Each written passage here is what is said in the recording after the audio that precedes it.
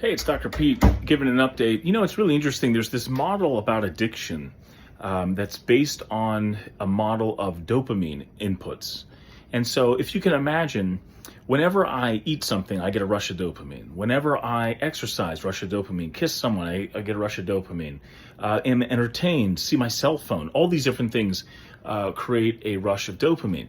Well, you need a certain amount of that for your body to kind of say, hey, things are going well. Things are going well. That's sort of an intrinsic result of getting enough dopamine during the day. And of course, there's other neurotransmitters that contribute to this sensation too. But just to keep it simple.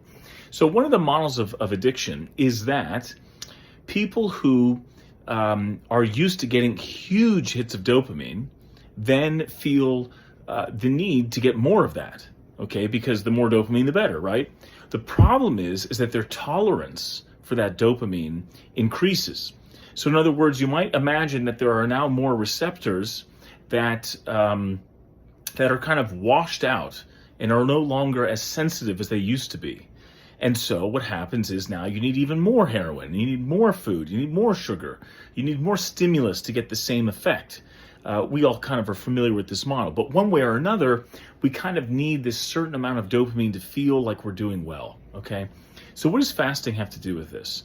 Fasting is so fascinating because by abstaining from these impulses of dopamine, there are sort of two results.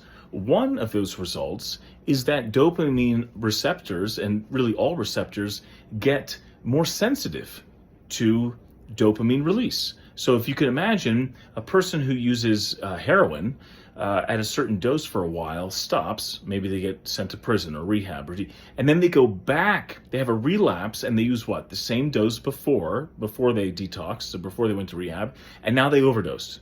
Okay? So imagine what fasting does to really everything that is a dopamine release. If you are fasting from food, you are essentially allowing your body to become more sensitive to those old stimuli. And of course, the good news is about food is you really can't overdose on it.